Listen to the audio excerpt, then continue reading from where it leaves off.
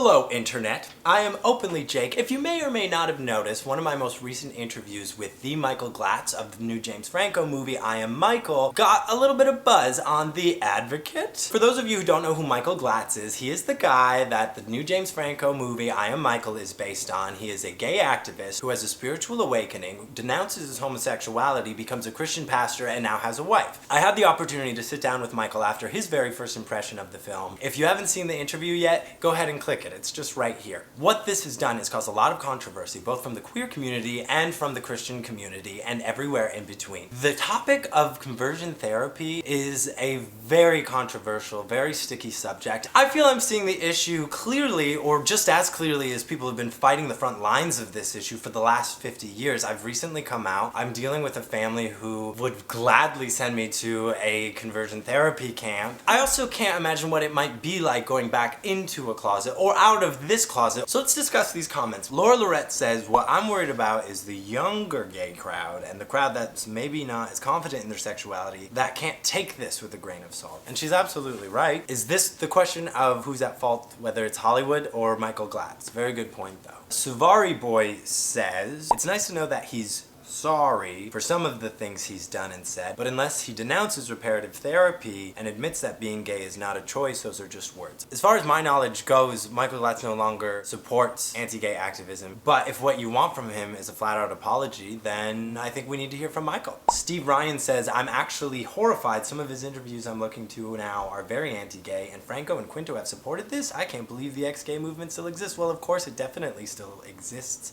The fact that James Franco and Zachary Quinto play these characters in the movie is opening the discussion. Again, I think what the problem is the comment that Hollywood has chosen not to make one way or the other. Alan Arthur Katz says, no matter how much they claim to be neutral, they are in fact endorsing the pray away the gay bullshit by giving it airtime and credence. I have to ask you this, would we rather just not discuss this? Taya Lavin says, can I just say that Jake Reynolds is adorable? He needs to host a talk show.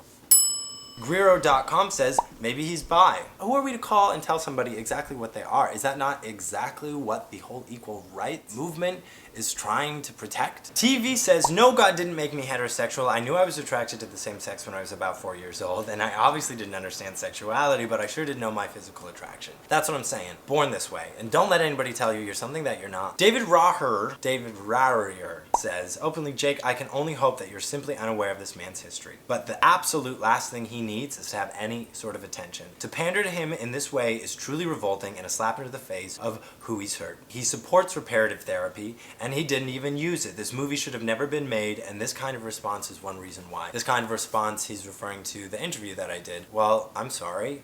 I am. Coming to a message that Michael had sent me since the interview, thanking me for the interview. What he wanted to clarify to me personally was the fact that this is a healing process. In his message with me, and he says to moving forward, he would love to discuss at some point in the future the dangers of fundamentalist us versus them type thinking. And that's a danger that Michael Glatze has expressed to me he's very well aware of. What Ted Jackson has said is Jake and I merely provided a platform for him to be a conduit of real discussion. What we want to express is tolerance and love for you. Comment below. And until next time, Jake out!